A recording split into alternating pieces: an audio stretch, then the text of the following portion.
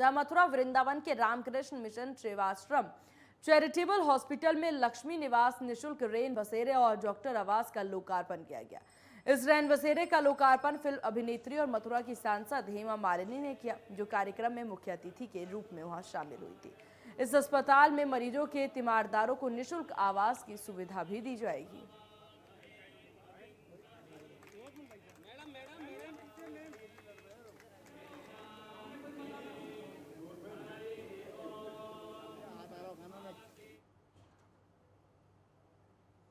वहीं नोएडा सेक्टर 151 में प्रस्तावित हेलीपोर्ट के निर्माण के लिए नोएडा अथॉरिटी में ग्लोबल टेंडर 31 मार्च को खुलेगा। ये टेंडर चुनाव आचार संहिता के पहले अथॉरिटी ने जारी किया था।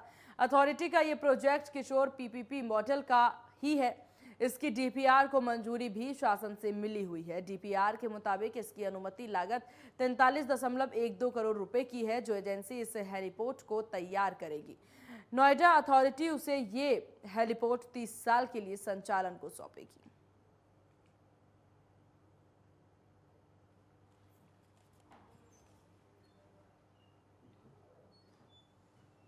नोएडा शहर के सबसे बड़े बाजार के तौर पर माने जाने वाले सेक्टर 9 के व्यापारियों ने इन दिनों अनिश्चितकालीन धरना शुरू कर दिया है।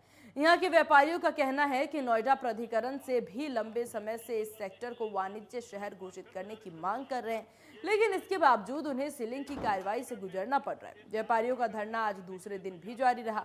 इस बारे में जनता सेट वेलफेयर एसोसिएशन के अध्यक्ष रवीश दीक्षित ने इस बारे में जानकारी दी। 1976 में दिल्ली से सटी हुई एक जगह थी, एक भूभाग था, जिस पर नवीन ओखला औद्योगिक विकास प्राधिकरण की स्थापना हुई, जिसको आज हम नोएडा के नाम से जानते हैं। उसी में 1977 में जहां मैं खड़ा हूं, इस समय मौजूद है हम सेक्टर 9 में। ये सेक्टर 9 जो है, इसमें तकरीबन 600 के आसपास टोटल शेड हैं। जो शेड हैं वो 55 मीटर से 95 मीटर के बीच है। लेकिन अब नोएडा प्राधिकरण की जो नीतियां हैं, उन नीतियों, क्योंकि शहर बसा है, शहर डेवलप हुआ है, इसके लिए जनता शेड वेलफेयर सोसाइटी बनाई है। उसके अध्यक्ष हैं रवीश जी। रवीश जी, ये पूरा प्रकरण है, ये जो नया विवाद जो उत्पन्न हुआ है, ये पूरा है क्या? इसे क्या समझते हैं? नया प्रकरण नहीं है, ये नया विवाद है। ये प्रकरण जब ये छोटे छोटे उद्योग से कोई भी काम करते हैं तो प्राधिकरण ये कहता है ये तो कमर्शियल एक्टिविटी है। इन्होंने उसको परिभाषित किया कि अगर कोई आदमी हाथ के औजार से कोई काम करता है और वो रॉ मटेरियल के स्वरूप को बदल देता है तो उसे मैन्युफैक्चरिंग माना जाएगा। अगर वो किसी मशीन की और अपनी स्किल के द्वारा किसी को सर्विस प्रोवाइड करता है, इसको जॉब वर्क कह सकते हैं हम। उसको जॉब वर्क कह सकते हैं और वो सिर्फ सर्विस इंडस्ट्री कहलाती है। डेफिनेशन देने के बावजूद भी यहाँ हर महीने 2 महीने में जब भी मैनेजमेंट चेंज होता है, सरकार चेंज होती है, सीईओ चेंज होते हैं, एक नोटिस का सिलसिला चल जाता है और उसके बाद वो नोटिस को वापसी करने के लिए सिर्फ एक ही तरीका है, व्यापारी चुपचाप जाता है, 10-20 हज़ार रुपया दे आता है।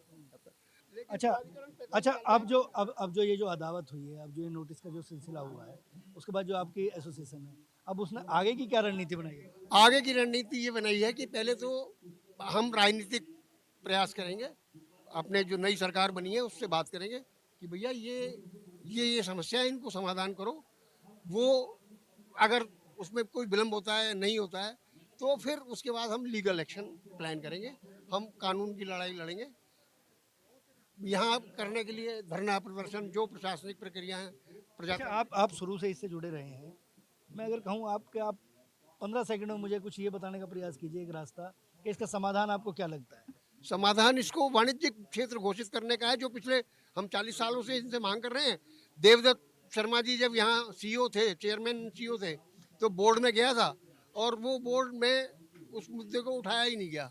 देखिए, एक बात बिल्कुल तय है कि 55 मीटर से 95 मीटर में इंडस्ट्री तो नहीं चल सकती। अगर शहर बसा है तो कहीं ना कहीं छोटी सी चीज़ें थी।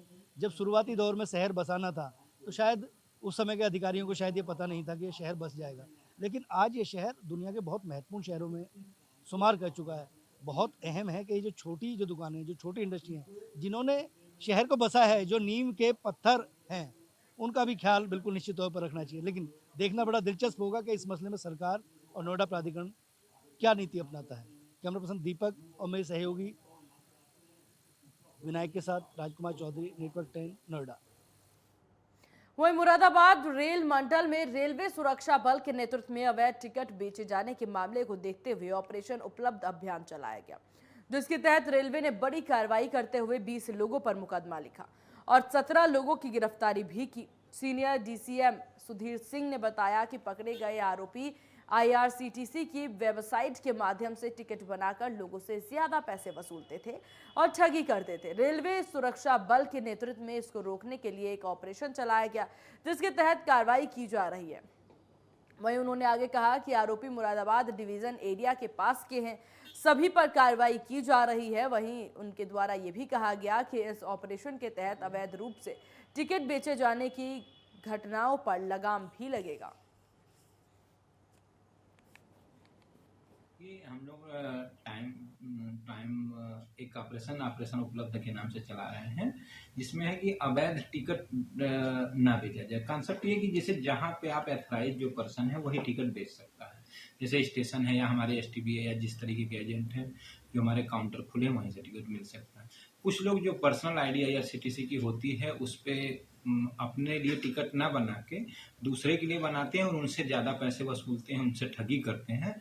इस चीज़ को हम लोग रोकते हैं और ऐसे में ही हमारे जो रेलवे सुरक्षा बल के जो शाखा अधिकारी हैं मनोज कुमार जी, उन्होंने एक ऑपरेशन अपने नेतृत्व में चलाया और 17 लोगों की गिरफ्तारी करवाई और 20 लोगों के खिलाफ मुकदमे पंजीकृत किए।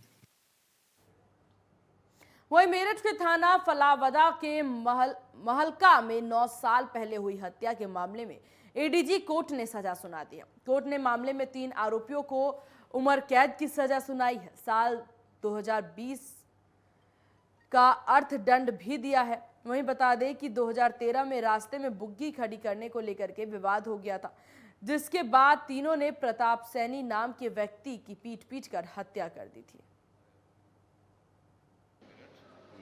अच्छा, जो आज जो कोर्ट ने आदेश करा है उम्र कैद का, ये कौन सा केस है, कब से चल रहा था? जो मुरारी लाल हैं उनके बेटे का मुरारीलाल रहने वाले हैं निहोरी गांव के, उनके बेटे का कत्ल हो गया था प्रताप सैनी दिनांक 27/4/2013 को सुबह 9:30 बजे घर पे उनको मार दिया था जी। इसमें 4-5 एक्यूज थे, एक गरगाम, एक आमिर जी और एक सोनोफ कली, जो 3 लोग यहाँ थे और बाकी 2 लोग जो एक फरमान था और एक एक्यूज लोग था पूरे नफा जी।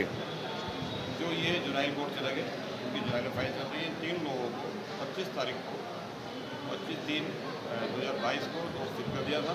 आज इनको सजा सुनाई। वहीं मेरठ की नौचंदी थाना पुलिस को बड़ी सफलता हाथ लगी है। पुलिस ने चेन स्नैचिंग करने वाले गिरोह का खुलासा किया है। यह चेन स्नैचर मेरठ ही नहीं, आसपास के जिलों में भी अब तक इस तरह की कई घटना को अंजाम दे चुके हैं। इनके संपर्क में चेन खरीदने वाला सुनार भी है, जो लगातार इनसे चोरी का माल खरीदता रहा है। हाल ही में मेरठ में एक महिला से चेन लूट का वीडियो वायरल हुआ था, जिस पर पुलिस ने तत्परता दिखाते हुए साइबर सेल और सर्विस लांस की टीम से मदद लेते हुए सीसीटीवी फुटेज के आधार पर इन लुटेरों को धर दबोचा, जिनके पास से पुलिस को 2 देसी तमंचा, 1 जिंदा कारतूस, 1 बाइक और कुछ चेन भी बरामद हुए हैं।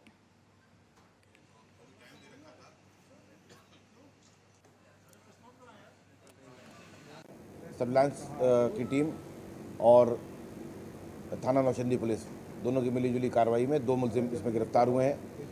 इसमें लूट करी हुई चेन भी बरामद हुई है, जो मोटरसाइकिल घटना में प्रयुक्त हुई थी वो बरामद हुई है। सीसीटीवी के माध्यम से हमने एक पूरी चेन ऑफ इवेंट्स एस्टेब्लिश करी है और साथ में जिस सुनार को इन्होंने ये जा करके बेची थी उस सुनार का भी नाम इसमें प्रकाश में आया। पहले भी उसने इन व्यक्तियों से इस प्रकार की खरीदारी करी और इस बार भी जानते हुए कि ये इसमें से एक व्यक्ति कन्विक्टेड है और उसके बारे में ठीक से पता था कि वो इस प्रकार की घटनाएँ कर रहा है, उसके बावजूद भी उससे खरीदारी करी है। ये बात इस्टेब्लिश हुई है, तो वो अभी वांछित चल रहा है। वहीं एटा जिले के थाना ज्वलेसर क्षेत्र में 22 जुलाई 2021 को एक महिला की हत्या पर उसका शव गायब करने की रिपोर्ट कोर्ट के आदेश से 5 व्यक्तियों के खिलाफ जलेसर थाने में दर्ज हुए थे। वहीं मृतक महिला बीते दिन पिलुआ थाना क्षेत्र के गांव महारपुर में जीवित मिल गई है। वहीं हत्या के मामले में फंसे सभी 5 लोगों ने राहत की सांस ली।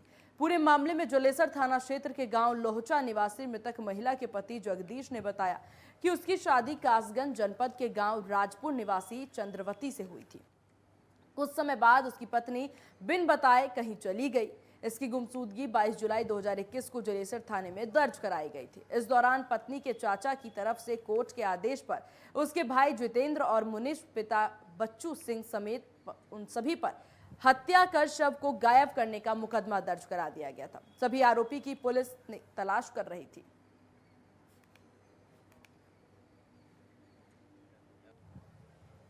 बाबा का बुलडोजर अवैध कब्जों पर कहर बनकर टूट रहा है। ताजा मामला यूपी के हापुड़ का है, जहां शेखपुर गांव में तालाब पर अवैध कब्जे को लेकर के प्रशासन ने बड़ी कार्रवाई की है। कुछ लोगों ने तालाब की भूमि पर अवैध कब्जा कर रखा था, जिसे प्रशासन ने कब्जा मुक्त कर दिया है। इस कार्रवाई के समय मौके पर नायब तहसीलदार और पुलिस प्रशासन मौजूद थे। यहाँ पे प्रशासन मतलब कुछ कब्जे हो रहे थे तालाब पे जी, और कई बार प्रशासन ढवा भी चुका कुछ जी, टीचर ढवाए हैं। जी, ये बार बार कब्जे कर लेते हैं। अच्छा, अब इन्होंने कुछ कब्जा जो 395 नंबर पर कब्जा कर रखा पक्का, जो इन्होंने बाद में करा, रात में दीवार करी और सुबह पुताई।